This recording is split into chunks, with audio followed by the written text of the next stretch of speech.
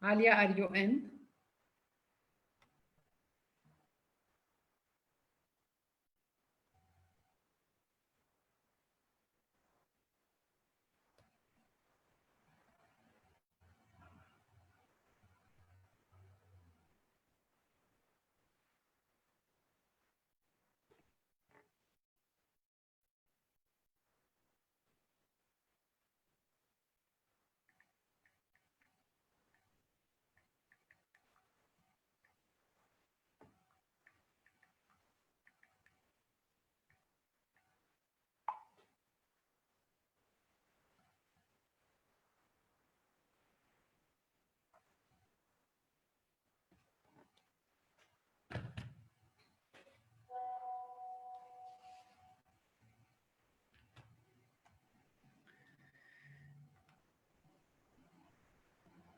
Hello, Dr.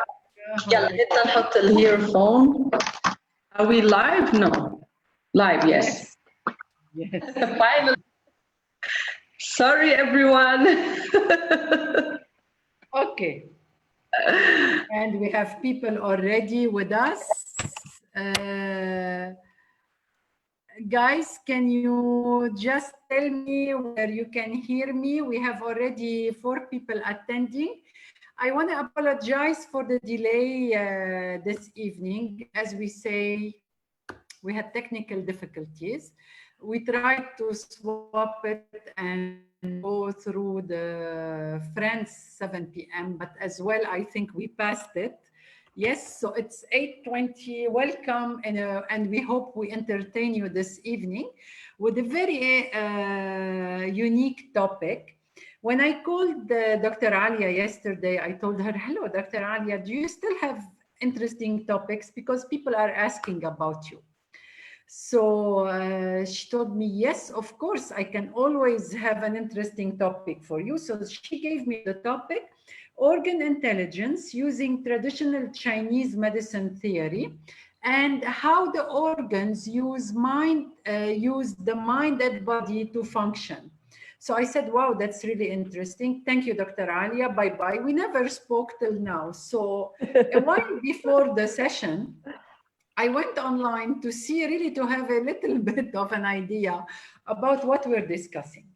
So I looked it up and I discovered that, and I don't know if it's true or not, because till now we've been solving complications. So I discovered that we're going to be discussing the 5 organs network. I said, wow, how interesting. And the picture was so interesting going through the body. The body was really life itself. And then I went to the junk and the fu, and then the Western name for the elements of wood, metal, earth, fire, and water. I said, oh my God, what's happening? But the Western name was liver, lung, etc., the gallbladder, etc. I said, okay.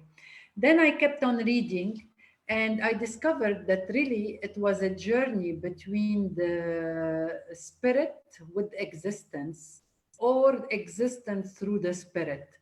So to wrap it up, I just want to tell you, when the Chinese medicine has its own perspective of our organs, there is only Dr. Alia Melki who will tell us what's happening in our body. Dr. Alia. Hello. Thank you. Hi, everyone. You're welcome. And hope you're okay this evening and hope you're with us. Yani, the most patient person. أول شيء, you are the most patient person ever. يعني جننتها, but she still has a smile, pleasant smile on her face.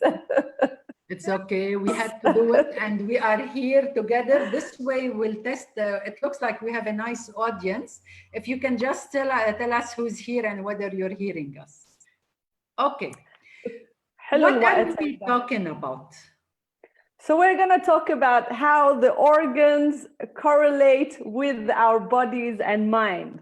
And when we talk about dysfunction or imbalance or dis-ease or disease, which I don't believe in the word disease, I believe in the word maksumi, dis-ease. There is something going on. There's an imbalance in the body there's a fight between the organs and the mind that are trying to find a middle ground in order for the organs to function correctly, so we can have a free flow of energy and proper blood circulation in our body, so that there's no blockages and no buildup of any kind of toxins that are going to allow us to middle ground in order for the organs. Sorry, I'm hearing myself again. That's okay. So to understand this, what's the word? It's amazing. Our bodies are amazing. So we all are raised on Western medicine and how they treat the body. We as Chinese medicine doctors and practitioners, we see the body as a whole. So when you see your doctor in the Western grounds, you're being separated from the mind and the body. So you're not able to find the true illness or the true form of your discomfort, because sometimes you cannot see disease. You cannot see the blockages. You cannot see the eyes. It's like God. You cannot see God, but you know that he exists and you feel. So this is the same thing. There is nothing wrong with you mentally, most of the time anyway. Can you tell me, can you tell me something when we discuss really out of while I was reading?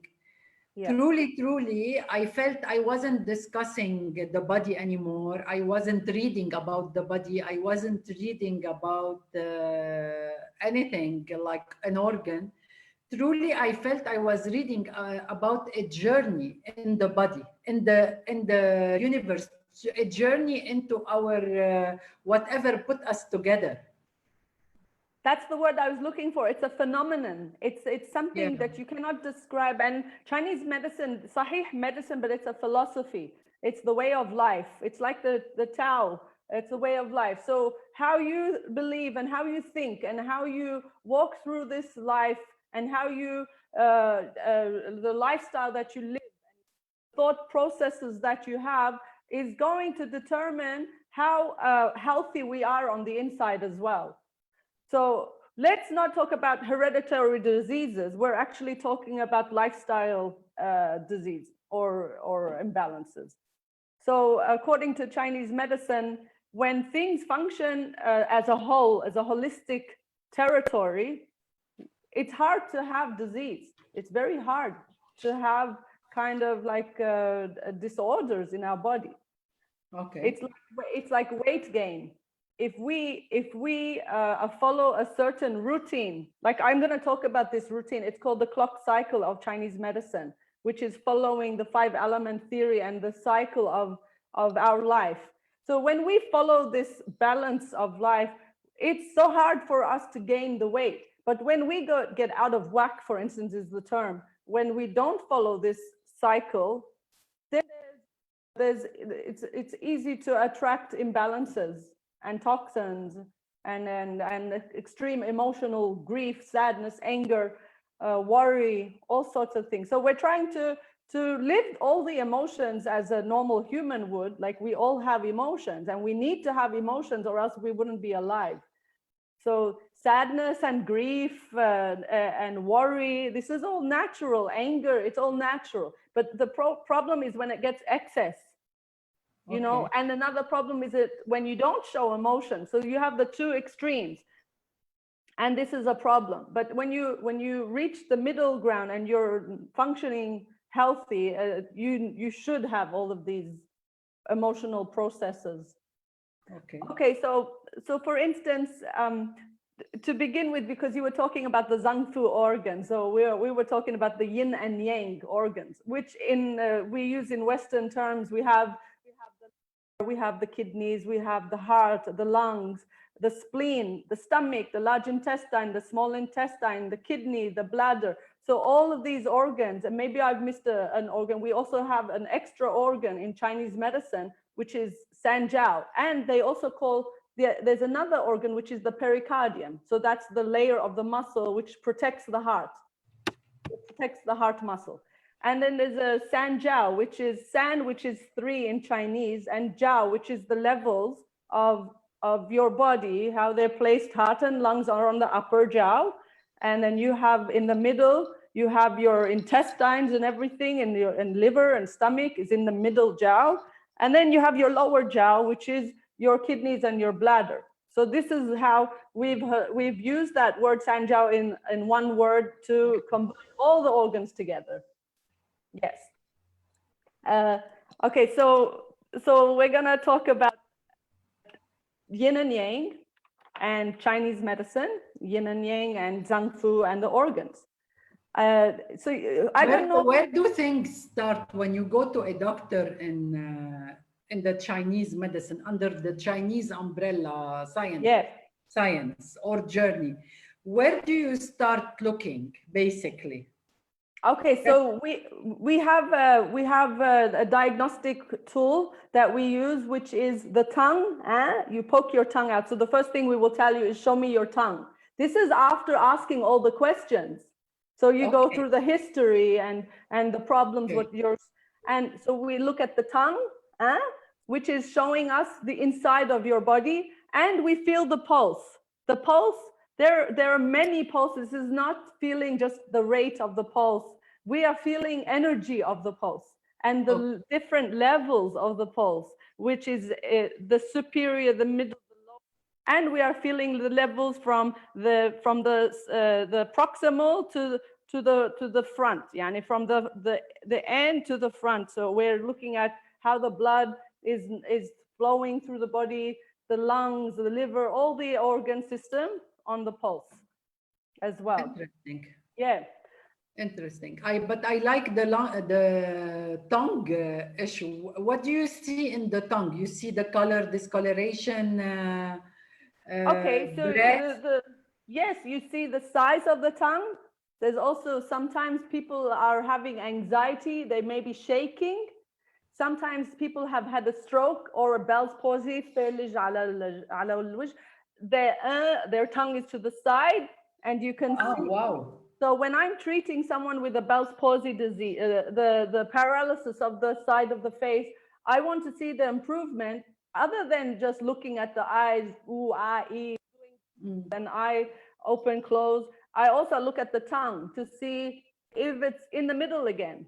So sometimes you can't see because they're getting better, but still the tongue is not in the middle properly, and it still needs a little bit more effort. Alia, what we're saying tonight is very interesting, but what I want to know from you, will you be able to give us, like, if we see that, we go to that treatment?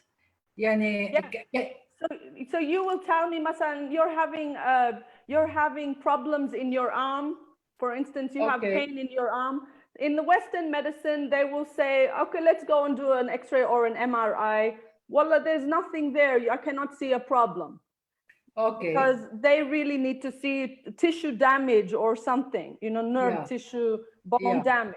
Whereas there doesn't have to be, So sometimes looking at the tongue, then I'll ask, do you have any digestive problems? And it may resemble that there's a bloating problem, heaviness and discomfort in the gut, and it's not functioning properly, constipation or diarrhea, irritable bowel, inflammation, like Crohn's disease, for instance. And then we don't have to focus only on the arm. We actually have to focus on the intestines to treat the arm. But going back to the tongue also, we look at the color, the texture, the coat of the tongue. So the more thickness of coat means the more dampness in your body, which dampness is a heavy cellular fluid that's not moving properly, and it may resemble a spleen and stomach problem in Chinese medicine, meaning digestive problems. So there's a lack of transportation and transformation of foods into fluids. Our foods, in order to nourish our body, we need them to go from your stomach and mash them up and become fluid. So the toxins will go to the small intestine and come out later as waste. And the good products will go back to the blood and nourish your body. And fluids is also very important. Blood and water is very important. Body fluids. Okay, we have a group of people that just joined us. Welcome, everyone.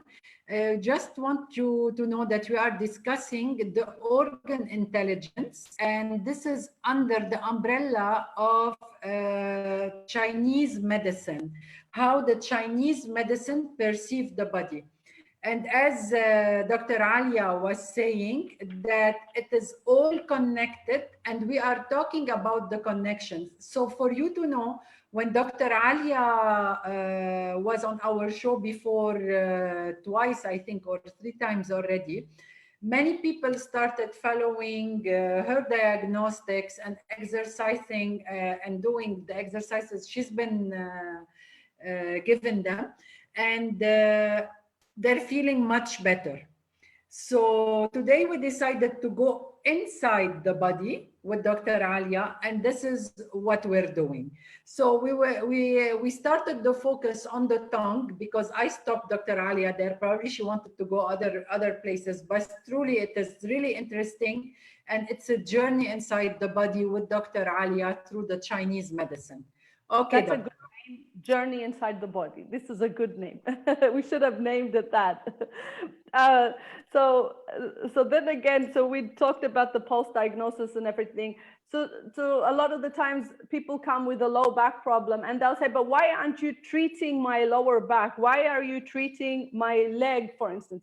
Well, we treat what we find is imbalanced, which is causing your lower back. So the lower back contains, you have to look at the lower jaw, which is what we just talked about, the bladder and the kidneys.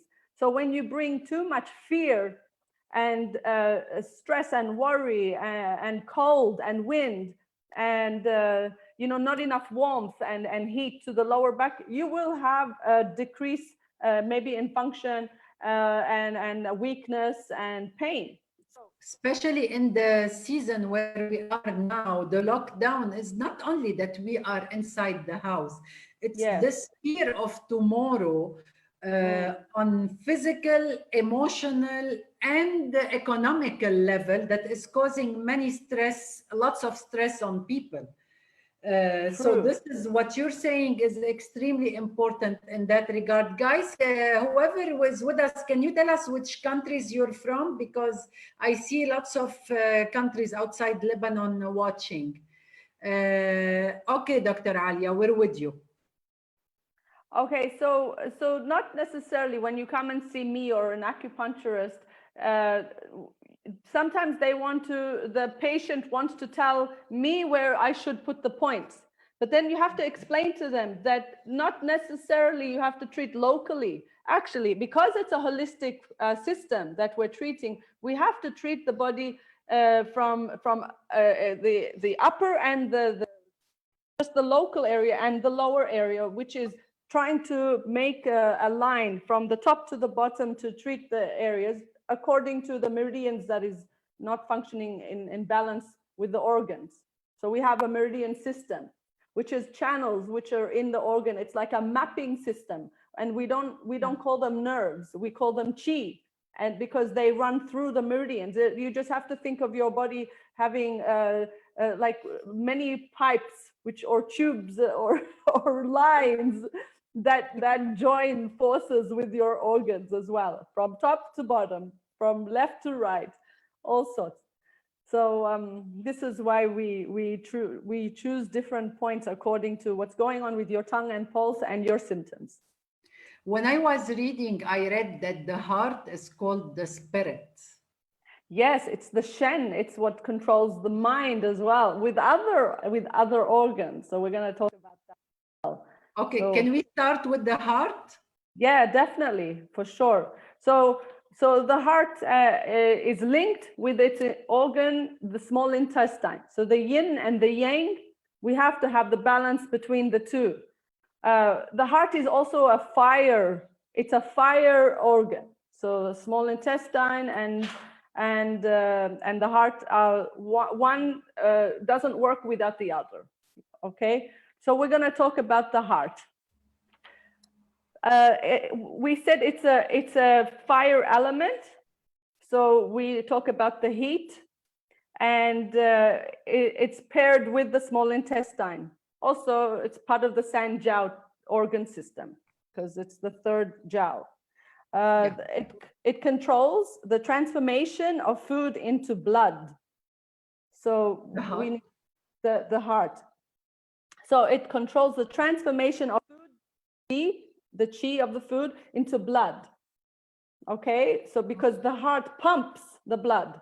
Okay. You need food in order for the energy of the blood to be pumped.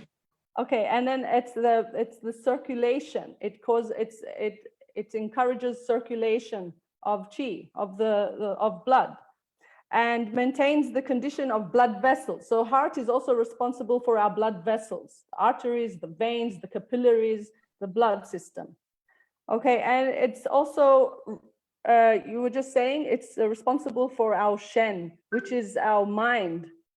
Okay, it's the different forms of mind and spirits in Chinese medicine, because the shen is something that the heart is responsible for, but other organs also help the heart to be in balance. Okay. Yeah, so it's the heart goes to the tongue. You can see what's going on with the tongue. Like I said before, anxiety, it could cause some shakes and anxiety and some imbalance with this tongue positioning and all sorts of things. And it's also, its emotion is joy. So the heart is responsible for your joy. How much joy is in your, but then we have yin and yang. So we have the two extremes. So how much joy should you have? And extreme, like lack of joy is another problem. So that's what's gonna disturb the heart channel and organ. So we need to find a balance with joy. We don't want to be hyperactive and happy without having a ground, like groundedness. So there's other organs that help to ground us. Okay, when we say the heart is the center of happiness. Yes, the correct? Joy. Yes, yes. Center of joy. Does the mind relate to the heart in that? Of course, of course. Because I always tell people, if you are not smiling, like yes, stop, like in front of someone, think of happy thoughts, and your face expressions will change automatically, even if you're not smiling. So it's more of like the inside that reflects on the outside. 100%, 100%. When we treat someone who I just feel is depressed and down, I know the treatment is not going to be as effective as if I started psychologically on them to empower them, you know, to comfort them, to bring some jokes into their life. Some, you know, I have to joke a little bit because I can't be serious in my field. The more happiness I bring to the person, the more the joy I can have to their heart, their shen, their mind, then they actually respond to the treatment a lot better. Yeah, and it's more effective, of course. Yeah. So that's regarding the heart. Its organ, it also, the small intestine, if it's blocked, it's going to affect the heart and happiness. So if you have toxins and not enough digestion, your small intestine is also responsible to heal the heart. Okay, how can we, let's say you discover something in the intestine, like from your diagnostic, you would know that someone has, let's say, heartburns, indigestions, it's constant heartburn and indigestion. Okay, where do you look and how can we help? And what are the symptoms other than the digestions and heartburn that could show on the whole body? If you can, if we can play a little bit on things, I want them to understand the Chinese medicine. We know that one is scientific and one is spiritual. I call it spiritual, like after what I've read today and etc. It's truly spiritual. Yeah, yeah. It's effective on all levels: spiritual, physical, mental, emotional. Exactly. It's truly a system of fullness, of a holistic system. So when I'm treating someone, they have also I've got to look at their tongue and pulse to make sure that it's not coming from my own analysis. I've got to also check their body, because everyone who comes to see a Chinese medicine practitioner with the same symptom for Western medicine is totally different for every individual with Chinese medicine. So a migraine headache or a headache does not get treated like a Western medicine. It's just one headache. No, we have many forms of headaches, and it could be coming from the stomach, the small intestine, the heart, the heat, the cold, the wind. So we've got to know what to treat. So we have in the list they fill, in the questionnaire they fill. Do you ask questions that are strictly related to physical or the living environment as a whole?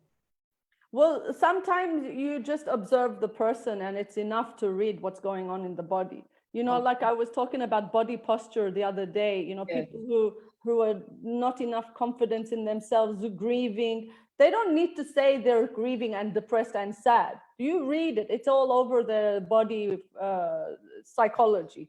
So you can ask the questions, but an experienced practitioner doesn't have to talk a lot. You know, tongue and pulse, visual, and just some symptoms. What do you feel? How do you feel? Where is the problem? How does it start? How does it end? And what makes you feel better, alleviates or aggravates your problem? So these are enough kind of, how long have you had it? This is also another, you know, important question. So going back to the indigestion and heartburn, what are the symptoms you can see in the whole body when you have problems at stomach level? Okay, so here we may not have anything regarding the heart, unless they have this plus anxiety and plus lack of joy and lack of happiness. So there may be happy people and they're fine. In the heart, they're fine. But just because it's a heartburn doesn't mean it's from the heart. It's from the stomach. Most of the time, it's the gut. So it depends now. We have to look at the swelling of their body. If they have extra symptoms of swelling, you know, like water retention is also to do with the digestive system, you know, and maybe not enough circulation as well. So this is another one. We may look at if they have the gut issue, the bloating, the heartburn.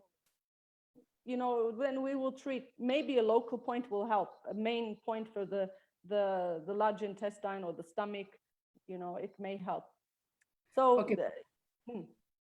Probably with a healthy diet as well, this will help them.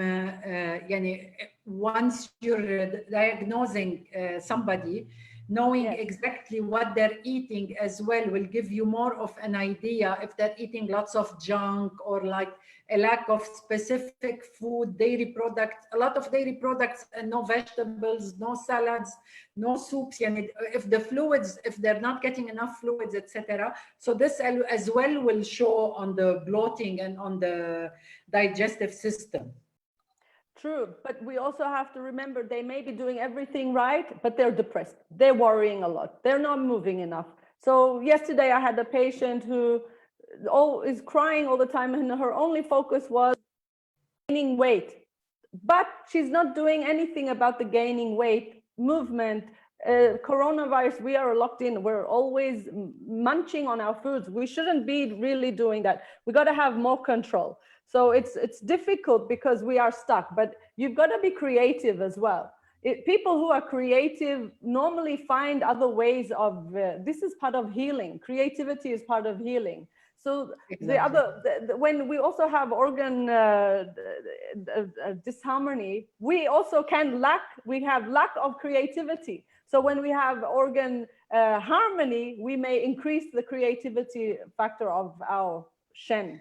On that note, yesterday I was meeting with the group of seniors that I meet with every Tuesday, and some of them are already following us here.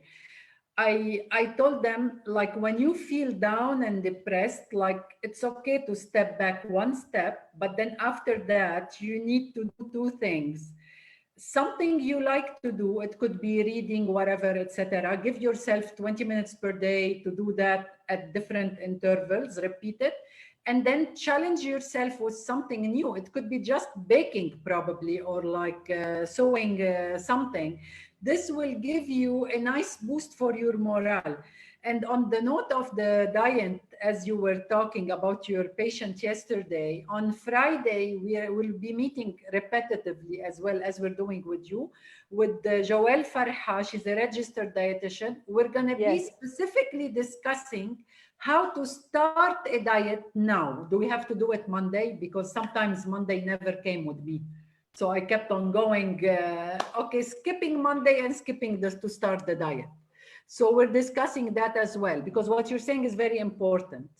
Well, on this note that you're saying, now it's probably the best time to go into a clock cycle of how to balance your body, your mind through timing, through your clock, because every organ has a specific time that it functions. And when it's not functioning, you're doing other things. So sometimes you feel you're sleepy. That's because your body... elaborate on that a bit. I like the idea of the clock cycle. I will definitely elaborate on this. So we have the organ system, which is the lung, which is the yin aspect of the other organ of the yang is the large intestine. So the lung and large intestine function together. Okay, so one is circulatory movement, and the other one is a hollow bowel movement, for instance. So one rotates and one cleanses. And this is what you will find with all yin organs, and transforming from food to fluids and doing all of the job like tonifying. Whereas the yang aspect, the fu, is going to be cleaning. So it's extracting. It's yes, defecation. Just a question on that, because I have the lung, against it you have the large intestine. What is the element? They say like lung and large are the metal. What does it represent? The metal element is, it cuts through. So we have the 5 elements, which is wood, fire, earth, metal, water. So we have the earth, which is the digestive organ, the spleen and the stomach, which help to form the foods into fluids. Okay, and then which is earth. So this is grounded. So we need to ground this element, and then we have which is the wood element. So which is liver, which is an angry organ if it's not balanced correctly, which causes other tension, anxiety, muscular problems as well. So the liver causes anxiety? No, the liver doesn't cause anxiety. Anxiety may cause the liver to be out of whack and become tension. The heart may affect the liver. So this is where we have the governing cycle and the attack. So the fire element may turn the water off, whereas to turn the fire off we need earth. So to cut through wood we need metal. So we need to balance these organs. Do you see? There's also too much fire. We need some water element in order to balance the fire. So all of these elements are working together to cause balance. Okay, and how do they work on the clock? Sorry, I cut you off, but I wanted to mention the elements for the audience so they know. And that's important because this is a 5-element theory as well. So we just spoke briefly about the elements, and then we have the clock cycle. So let's start with the lung and the large intestine, which is the metal element. The lung is organ functions between 3 and 5 in the morning. Okay, so this is when the lungs are at its strongest, between 3 and 5 in the morning. So when someone tells me I'm not sleeping well, but what time do you wake up? Maybe 3 o'clock. So here I'm thinking more about the lungs. So, and then I'm thinking about the lungs. So I'm thinking about emotional, maybe the grief. So it's responsible for the grief. You know, too much grief depletes the lung energy. Okay. So, and then it's the next organ after that is intestine, which it's all 2-hour intervals. So between 5 and 7 is the large intestine. So normally people wake up and have a bowel movement at that time if their body is functioning at the right times, you know, because the lungs' responsibility is to circulate energy. Okay, so we've circulated, now we're at the large intestine. It's going to clean the toxins of our body. So if you do meditation, you wake up early, you're going to have a bowel movement. If this is a routine for you, you normally have a bowel movement at this large intestine time, which is between 5 and 7. Okay. And then we have between 9 and 11, we have the spleen and the stomach. Okay, so between 9 and 11, and this is the best time to have breakfast, or between 8 and 9, for instance, the best time to have breakfast. It's the earlier the better. Okay, and then the stomach is between 7 and 9. Oh, sorry, I've done this the wrong way. So we have the large intestine, then we have the stomach, which is between 7 and 9 in the morning. So best time to have breakfast, because your stomach is the digestive, or it's gonna crunch up all that food. And then after 9 is breakfast. 7 to 9 is breakfast. So we went to the toilet, we woke up, went to the toilet, then we had breakfast. Not go to have breakfast and then go to the toilet, because you're only overloading. You need to cleanse. So empty out what you had all day, all night, and you slept, and it's going to empty. Then you have breakfast. May I interrupt you here? Yes. Would you remember where you got? I have them written anyways.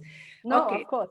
Do you believe that the body can be trained on a specific routine? Because sometimes we say, no, I cannot do that in the morning. I cannot go in the morning. I'm not a regular person, etc. Do you believe that at a specific time and with eating, while eating the right nutrients and food at a specific time, and probably exercising, I don't know if we're gonna reach exercise here with you or not, put like that in now. have the mind ready for things. Is the body trainable to reach a healthy phase by itself? This is the only thing the body is trained for. You need to find the routine. The people that say, I cannot and I don't have time, and these are people that are allowing their bodies to be in disharmony. So I found out from the patient that came yesterday, she's sleeping at 5 o'clock in the morning. Of course, she's going to be run down. Of course, she's going to gain weight. Of course, she's going to be depressed and grieving and crying. Her body is out of whack. So the first thing I had to educate her on was her lifestyle. And one of them was the clock cycle. Because you know when to eat, you know what to eat, but you don't know when to eat, because the dietitians don't know about the clock cycle. This is Chinese medicine. And it's very important to know that this organ has a time. This is the time for digestion, for bowel movement. Do you work on the metabolism as well? Do you feel that the metabolism differs from one phase, so to say, age and life to the other? Or no, you don't deal with metabolism, you just deal with the clock cycle? No, metabolism, we don't use the word metabolism, but we increase qi to the spleen and stomach, so we can have a better flow of energy and no blockages. So when there's no blockages and organs are in harmony, or metabolism will be fine, no matter what the age. If you exercise and eat right and eat the same at the right time and balance your emotions, you should be in balance. You see people who are not, their bodies are not proportional to what they should be. You also cannot not see what's going on emotionally, mentally as well. You have to include this. So then we went and we had the bowel movement, and then we went to had breakfast, and then we had breakfast. So we have a rest time after breakfast. You shouldn't keep eating. So now the spleen is under pressure because it needs to. All of this stomach we've just eaten. So now the spleen needs to rest. So the spleen gets deficient with too much worry. So this is not a good time to worry. Find a solution. This is the best time to find a solution, because your body is digesting and your mind is now is resting, because the digestion is strong. So the mind is clear. You have to find solutions, not worry. Okay, and then between 11 and 1 p.m. is the heart time. Between 11 and 1. 1. So this is where it's the heart. So it's all about your mind resting. You had found the solution and now you're working on it. So it's not food yet. You're not supposed to be eating here. You know, drink a lot of water and not cold water, not freezing water. In China, they always drink hot water, by the way. So hot or room temperature? Hot water. It comes out of the machine. It's hot all the time. Yeah. So they're drinking hot water. By the time they get to the cup, it's probably neutralized, not so hot. Okay, now we have the time, because the heart is a yin organ and it's paired with the small intestine, which is the yang organ. And that time is 1 and 3, between 1 and 3. So the small intestine time. It's time for lunch. It's time for lunch between 1 and 3, you know, because this is the strongest time for your small intestine to function. Okay, and then between 3 and 5 is the bladder time. So drink a lot of water, because you don't want to drink water just after you just had lunch. This is wrong. Here in Lebanon, what we do is we eat and drink, eat and drink. We shouldn't really, we should make time for everything. We need to have 8 to 12 cups a day of water, but not necessarily with our food, because the food will just be molding in our body. Just like eating fruits after lunch or dinner, it's molding. We need to have fruits on an empty stomach. This is very important so we don't cause gases, you know, bloating and discomfort. Okay, so drink a lot of water, and you're probably in meetings, you know, best time for meetings, because you just ate. You're resting now. So whenever you're resting, your mind is working. Whenever you're eating, your digestion is working. Okay. Okay, so now we went to the kidney, which is also between 5 and 7. So the kidney and bladder, they're a water element. So we're supposed to be bringing down the fire, because of all day. We've had a yang day, everything was above, and now we are getting ready to rest our mind and go and rest and sleep. And we're relaxing our mind. So between 5 and 7, we're releasing the emotions, the fear, and all of the excess emotions that we've had through the day. Resting time. Okay, so here we have between 7 and 9, the pericardium, which is the layer of the heart muscle that protects the heart from emotions. So if the heart is affected, that's a problem. But we have our pericardium, which You're right. Take a minute. Yeah, that's a good idea. I hope everyone's enjoying. We have 9 people. You know, by the time you take a minute, just breathe. Okay, I just want to tell you something. It's important to me, before we end this session, to speak a bit about the children at home.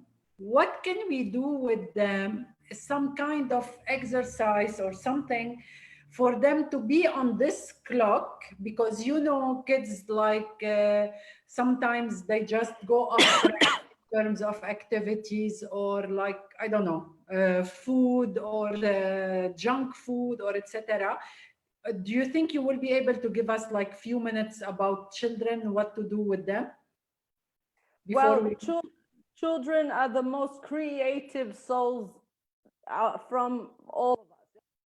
The minute we reach a stage of we start to have too many responsibilities, we've lost our creative side. So children are full of creativity. You can just let them go. Remove the computer. Computers corrupt your brain. Like the iPad and the games and all of this, they corrupt your mind. They're not allowing the creativity process to happen. So a lot of children have so much potential to be whatever they want, but they are stagnant because they're so focused on something that is only visual, you know, and no actual thoughts of their own, because they're so focused. But the children are the actual the victims or the higher of the corona, because they are stuck in the house. Children are not meant to be stuck in the house. Children are meant to be outdoors, playing, you know, investigating, creating, discovering, and that's a problem. So, you know, if children if you're a mother and you're feeding your children sugar all the time, sugar, sugar, sugar, of course they're going to crave sugar again. So you hear it all the time. Children who don't like sugar, it's because their parents cook for them very healthy meals. So they go towards the healthy meals, not the fast food. Yeah. So it depends on how they're raised.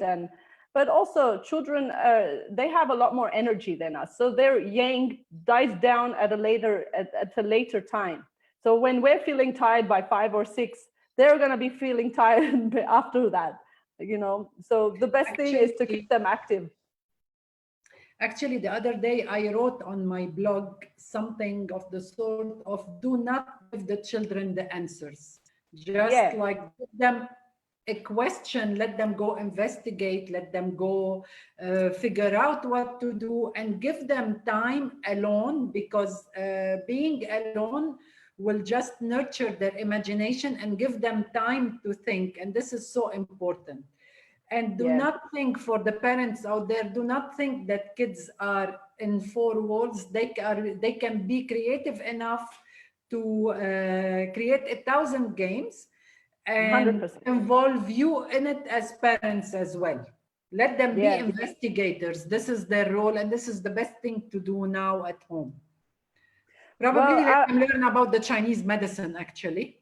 Well, most of the time, children are craving attention. So when they go towards their game, it's because they're getting the attention from the game and not from their parents. But if their parents say, let's come and play a board game, card games, they're in. They'll leave their games straight away and they say, really? I'm going to play with you? Yeah. Well, they just leave everything and stay. They want their mother and father. They want their friends, their aunties, their uncles, their relatives. You know, they want the companionship. Yeah. Exactly. So, okay. So we have finished the cycle, the clock cycle. No, we still have 2 more. Okay, so you know, you don't want to eat at a late time. So normally you will be eating at a time 3 or 4 hours before you sleep, because you want to go to bed on an empty stomach. So between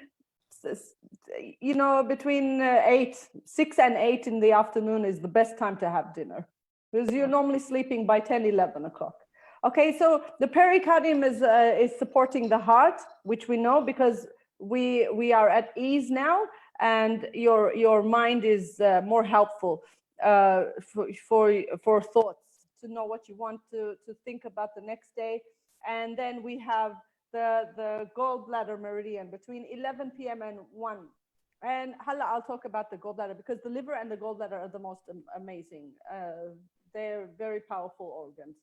So you should be really resting because the willpower and all of this kind of like determination comes from the gallbladder. So by the time the gallbladder, you are already resting your mind and thinking about what you want to do and how you want to achieve.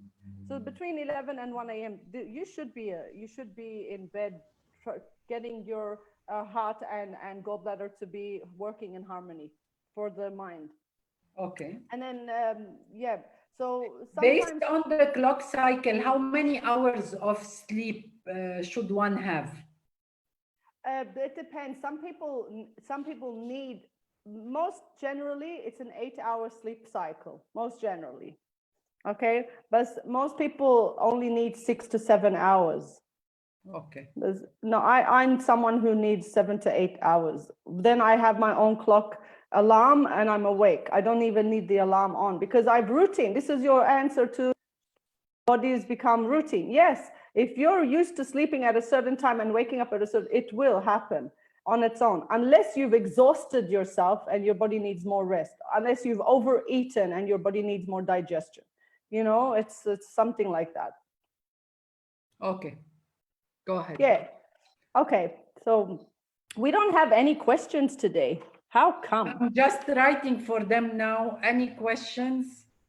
Because so to keep, yeah, okay. Anyways, I just wrote them because so we can finish by 9:25, 9:30. We should finish our session. So now we discussed the clock cycle. That is really interesting because we do believe that this is the best time during quarantine to regulate the body and mind.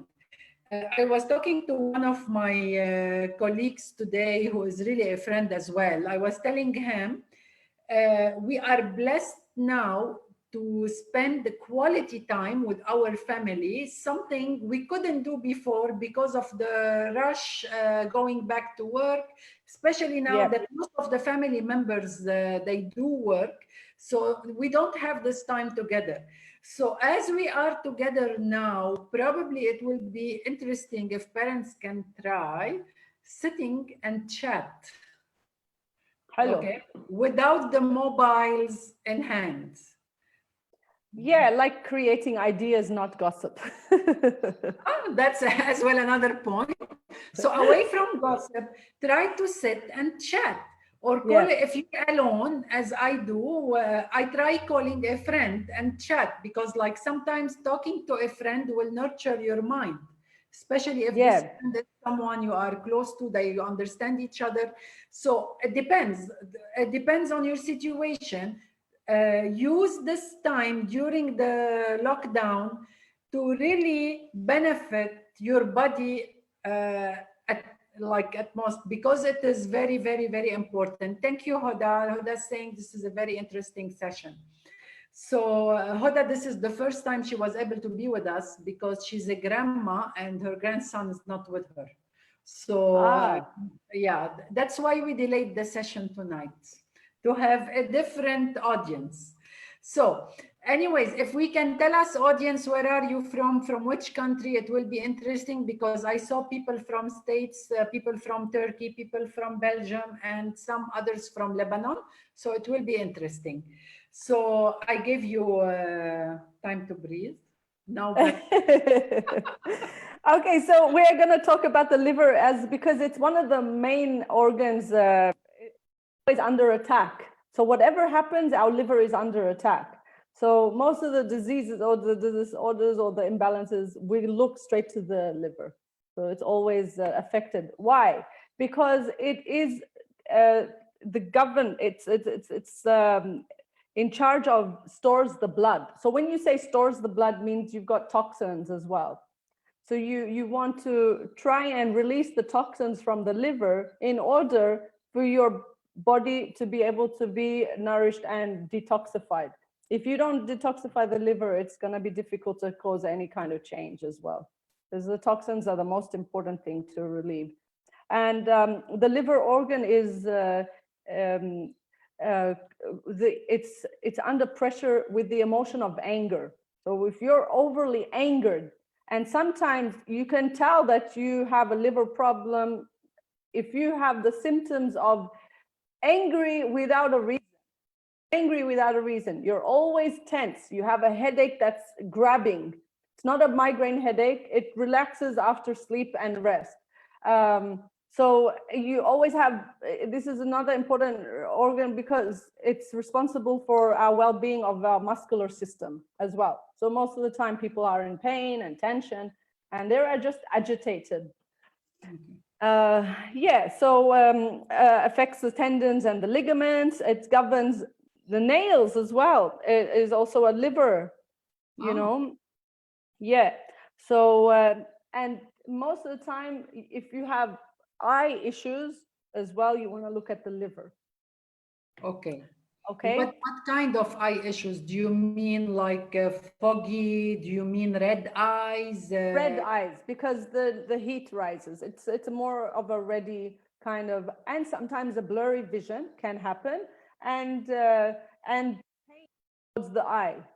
So sometimes pain towards the eye can be a problem as well. You look for symptoms if they're towards the eyes and you have muscular and easily angered, and you can tell they're wired people, they're liverish. That's where the word came from. They're liverish. They're wired. So they're like their pulse is like a string, a guitar string. So when I'm feeling the pulse, I feel wired. They're wired. Means their blood is going through very tight. Yeah. Very angry. Okay. And so it's related to the anger. On the other hand, the yin, that's the yin organ, and the other hand is the gallbladder organ, which is also the partner of the yang, and that's the digestive organ. So it stores the bile, the bile which dissolves the fat, so, and affects the tendon. So also another, they go together. And also it's the gallbladder channel that you have a lot of sciatica going down the leg. So I'll be looking at the gallbladder, but I have to relax the liver, tonify the liver, support the liver in order to get to the gallbladder as well. On that note, many people remove the gallbladder because they have stones and etc. What happens in that situation? Like you have an element, a missing link, so to say.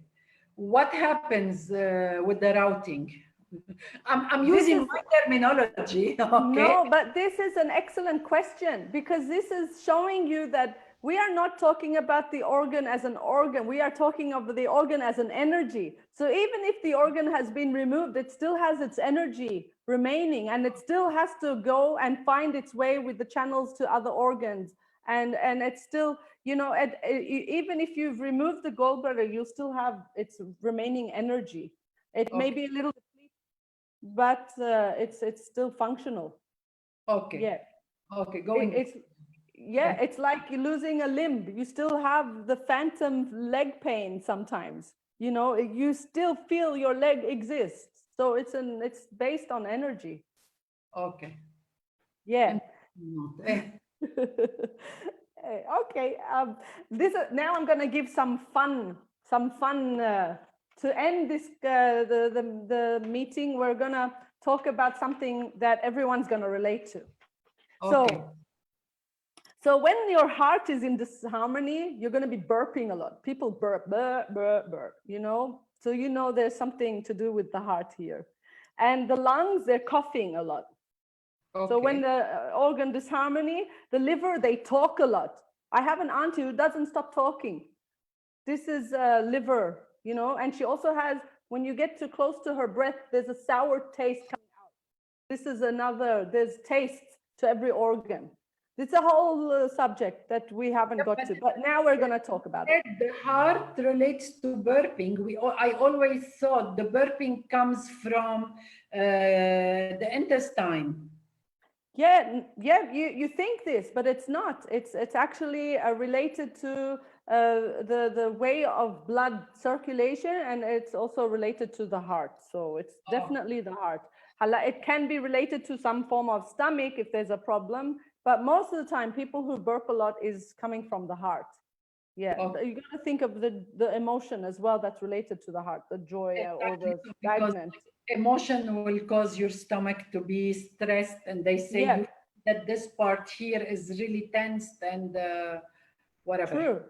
Yeah. So liver is talkative. Spleen. The spleen normally it's not a major organ in Western medicine. And you have hemorrhaging, they remove the spleen, so you don't have any toxicity, you know, septic shock or some kind of blood toxins going. So the spleen has an acid regurgitation. Tadashi acid. Okay, this is the spleen. Is it the spleen is called the reflux? The reflux is something else, because sometimes they have pain and reflux, but they don't regurgitate. Oh, okay. Kidney is the yawning. Yawning. Okay. So yawning, sneezing is another one for the kidney. Someone who sneezes a lot. So there's a disharmony in that organ. These are all symptoms and signs. The stomach, you have the water retention and you have the diarrhea, you know, because this is the stomach energy. It shouldn't go upwards, it should go downwards. So if you go too much bearing, you have diarrhea. Farat. The bladder, difficulty urinating or incontinent, difficulty as well, like you're incontinent as well. Okay. So urination and incontinence. Gallbladder, so we just spoke about that, easily angered. Okay, now with the flavors of the organ. We're just talking about the flavor. So the liver, you may have a sour taste. The lung, these are these sometimes these are the taste sometimes that will help to strengthen this organ. So to remove toxins from the liver, more lemon, more sour, okay, to increase more sour, more intake of sour. Lemon, sour, anything sour. For the lungs, to strengthen lung energy, spicy, pungent foods. Okay, and the heart, bitter taste, a bitter taste to strengthen heart. The heart, bitter. Bitter. Okay. Yeah. The spleen, if you're, it's sweet. If you're worried too much, sometimes a little piece of sweet calms the spleen and calms the worry. Nothing replaces a piece of chocolate. Yeah, there you go. And for the kidneys, salt, a little bit of salt, because they also, in Western medicine, too much salt is not good, but it also regulates the heartbeat and the heart as well. So this is another good. Okay, so so the heart controls the blood vessels, the lungs control the skin and hair. Skin and hair is governed by the lungs. The liver controls tendons, muscles, and nails. Tendons, let's say tendons is the liver is responsible for the nails and the tendons. Spleen, which is responsible for the muscles and flesh and skin. So the health of the skin and flesh and muscle. And then we have the kidneys, which is responsible for bone and marrow. Okay. I have a question. Yeah. What took you into Chinese medicine? Oh, this is a good question. A long time ago, I knew this is what I wanted. It's a passion. Other than the fact that my mom had a frozen shoulder, in other words, it's called adhesive capsulitis. So there's an inflammation going on in the capsule under the shoulder, in the joint. And my mom had this. It's normally very common for women above 50. And she took so many cortisone injections and nothing worked. And she's yelling, screaming of pain and crying, and she can't move. And she's got 4 young kids and nothing she can do. So my dad was surrounded by Chinese people. He had diabetes, so there was always some Chinese guy giving him herbs, giving him ginseng, I was surrounded. I think my dad was my influencer, and my mom was, she assured me that it works, because it wasn't getting better with cortisone. And when you have cortisone, you got to wait at least 3 months before you can have acupuncture. It doesn't work when you have cortisone in your body. It blocks the energy field. So this is a very important note that people should know, is that when I ask them on the phone, when was the last cortisone injection? They'll say a month ago. I say, well, you have to wait another month or 2 until the body gets rid of the cortisone, so that we can have some progress with acupuncture. So my mom tried everything. It wasn't working. And I was a kid. I used to go and watch. My dad sent her to an acupuncturist for her shoulder pain, and it was gone. Just like that. It was just a matter of removing blood stagnation, relaxing the muscles and the tendons, obviously working on specific organs, which I didn't know back then. Okay. And the other thing, I was very stubborn. I hated medicine. I was like, if I'm sick, why am I taking medication? Why are you forcing this thing down my mouth? With time, I'm sure I'll get better. I'm not dying. It's not an illness of, death penalty. Let me ask you a few questions, because we have new audience here. Before you give us the evening breathing exercise, so we can relax before we go to bed, that I want you guys to do every night before you sleep. I want to ask a few questions quickly for the people that are here. Remember the session we did on headache and pain in the shoulder and whatever, and pain head and whatever. I want to tell them, if they have a headache, okay, how to reduce the stress. If they have the pain, how to do it, how to stretch morning and evening, and then we wrap it with some breathing exercise. Definitely. So, well, any kind of pain really is a lack of movement in the area. Maybe we're sitting too much and Any kind of movement is going to help a headache. Even dehydration, most of the time, you got to drink more water. So sometimes if they've just got a headache, ask them to drink a lot more water, but not cold. And they'll tell you, I'm feeling better. Another point, this is a headache point right here, migraine headache point, just between the thumb and the index finger. There's a muscle. When you do this, you'll find the highest muscle. That's the one. That's the one. And you'll rub that until it hurts. You feel this chi feeling. It's this is a burning, heavy, weird sensation. Yeah. So this is a really good headache point. Another thing is it could be related to tension. So we have to breathe. And a lot of people don't know how to breathe, which we talked about the other day. We call them chest breathers. You know, they don't go down to the abdomen. And they're also mouth breathers. So at night, most of them are snorers, and they have heavy breathing and bad breath because they're allowing, there's no saliva coming through and no cleansing. So you breathe in from your nose, hold it a little bit, and slowly breathe out from the mouth.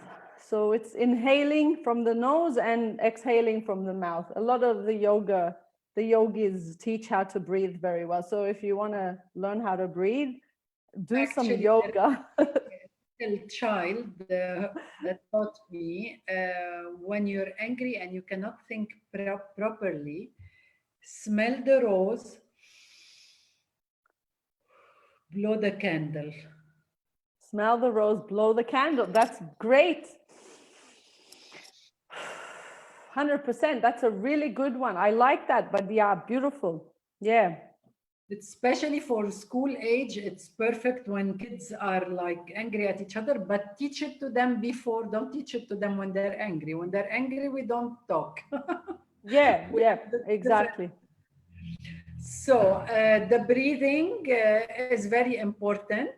Also, arm movements, you know, like, because your lungs are related to the thoracic torso of your body. So having your arms up like a swimmer, backstroke, front stroke, butterfly, this is going to open up your lung energy. So it's also stretching out your muscles and allowing for oxygen to spread throughout the lungs and the muscles. By the way, on that note, for you guys to know that I've been air swimming since the beginning of the lockdown. I've been great at home, and I spoke to many members with us in University of Third Age. I encouraged everyone to do air swimming during the day and slowly start with the arms, and then slowly integrate the breathing, because it will help. Okay? Yes. So if you guys want us to swim together, we can air swim together. Again, the first time it was so real that I even smelled the salty water. It turned out it was my sweat, but no, it was That's good. Sweat is great. Exactly. Sweat is a form of your body removing toxins and you know, allowing your cells to breathe. You know, you need the oxygen, you need to remove toxins. I know we're almost out of time, but how can we, like, if we've been lazy for a long time, how can we escalate the heartbeat without hurting our heart? What kind of exercise, in your opinion, we should do daily to start doing the cardio properly but slowly? And guys, please, I repeat, slowly, because especially if you haven't been exercising for a long while, we just want to go back on track slowly, especially that we're on lockdown and we have a chance to do what we have to do. What do you suggest? Well, there's so many things. It depends on your fitness levels. I really love walking out in the outdoors, and no one's stopping people from going hiking. No one's stopping them from enjoying the bush and the mountains. You know, we're not allowed to. Let's say we're not allowed to drive. Yeah. Okay. Say they can at home. Jumping on the spot. Jumping on the spot. So like skipping. You pretend skipping rope, you're pretending how to, because skipping jump rope was, in Australia, it was called jump rope for heart. So We So used guys, to do please start moderately. Please moderately. not. Yeah. And if you're fit enough, go up and down the stairs, but slowly. If they're not fit, they're lazy, they have, we have weight on that we need to start. We're gonna start on Friday our diets. So probably just walk around fast, quick steps in the house. 100%. Too much sitting is not good. Too much sitting is destroying the flesh as well. Too much standing is destroying the bone, the joints. So you've got to keep active and rest when needed, but not resting all the time. Just because you're stuck at home doesn't mean you can't exercise, you know? Yeah, but breathing is the best thing for the heart because the lungs and the heart work together. So if you learn how to breathe, your neck and stay focused on bettering your emotional thoughts, you can reverse the heart damage. Yeah. Okay, last question to you. Yes. Before I wrap up, what is the night breathing exercise before heading to bed?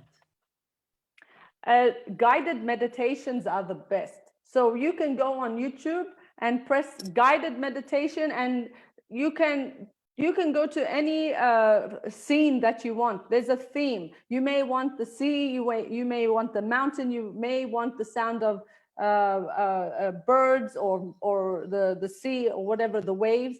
So you choose. But the guided meditation, a lot of people don't know how to meditate, but it will guide you. You know, it will walk you through step by step. You cannot sleep. Guided meditation for sleep disorder, for instance. Yeah, there is a guru. Yes. On Facebook. He comes 3 times a day. I shared it once. I shared the link once on my channel, on my Facebook, for you guys to know. Like I do with him morning and the midday for sure. I do 2 out of 3 with him.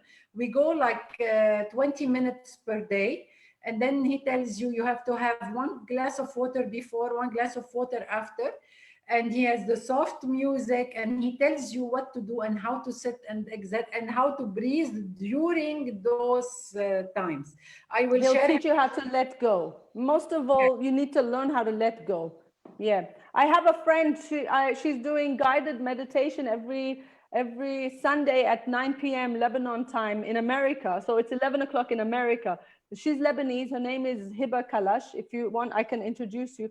And Please. she does amazing meditations. Amazing. Okay, we'll see as well if we can host her one day with us. Yes. Okay. At 9 o'clock it would have to be. Yes. Yeah. Any last thoughts before I wrap up with our audience?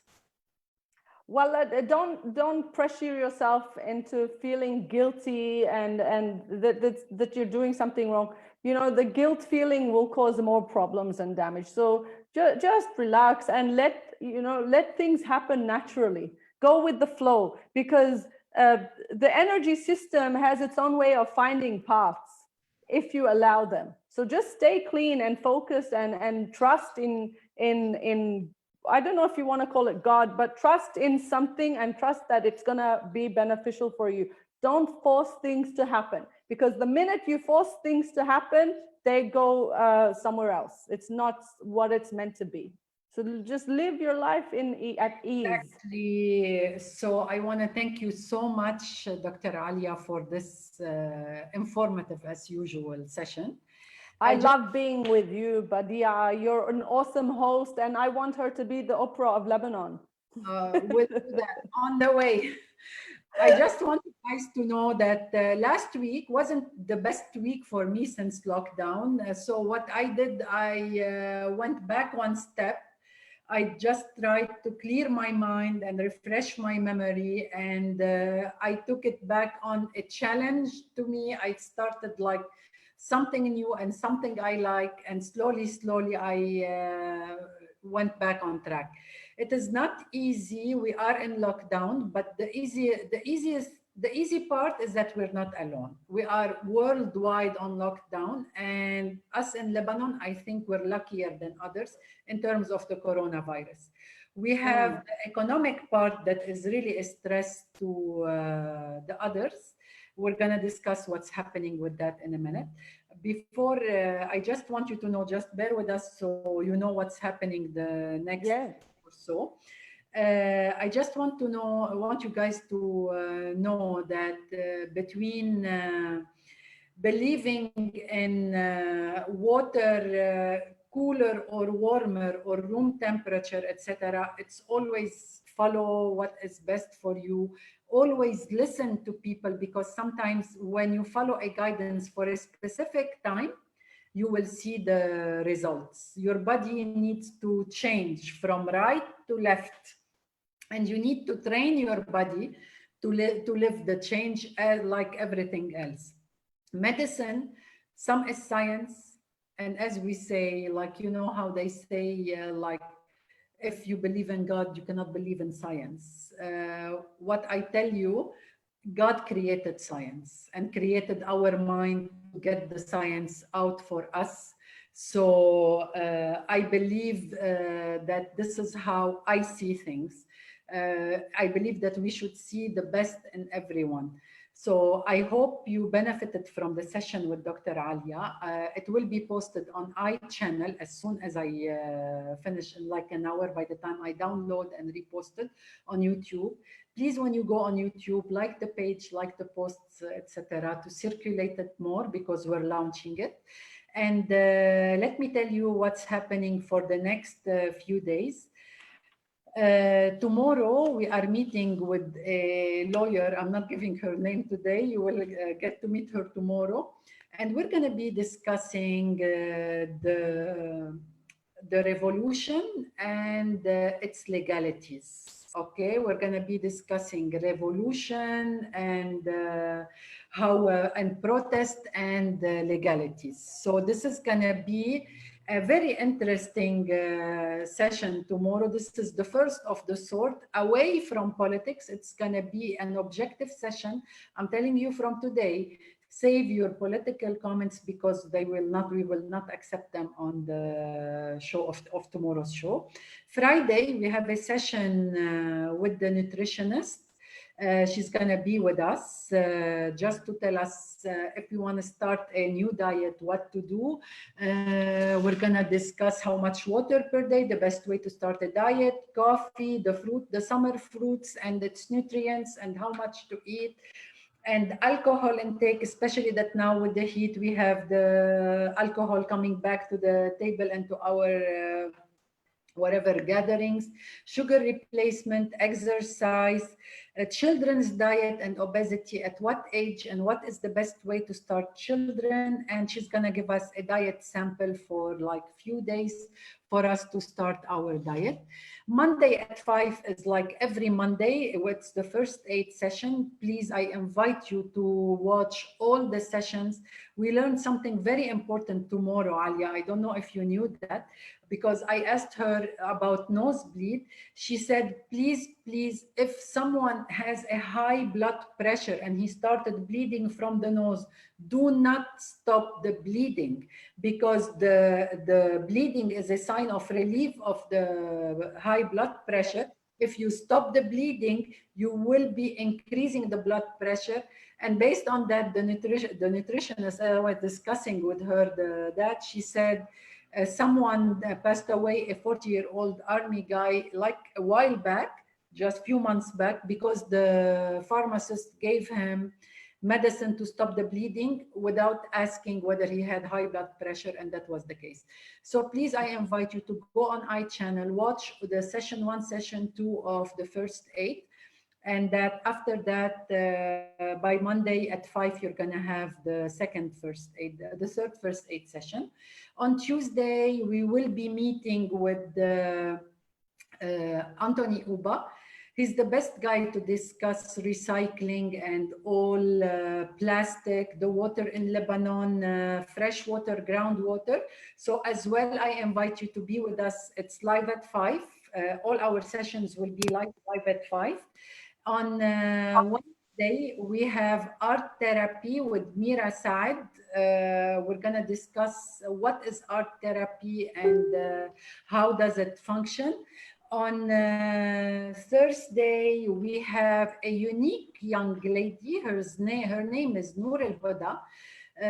Noor Al Huda is heading to be a motivational speaker, and her career and her life story is really a motivation to everyone. And we have between Friday and Saturday, we have a session on fire safety. It's not yet decided. I hope we will do it by then, and then till the week after, we'll let you know what's happening. So as you see, lots of excitement is happening. Follow us on the iChannel because everything will be posted there. Alia, I thank you a lot for being with us. It's always a pleasure having you. Likewise. You're really an inspiration to all of us. Likewise. And looking forward to having you again. Thank you, Habibti. Thank Okay. you so much. Allah yawiki. Thank you, everyone. And have an enjoyable lockdown. Bye-bye. Take care, Badia. Thank you. Bye, Alia.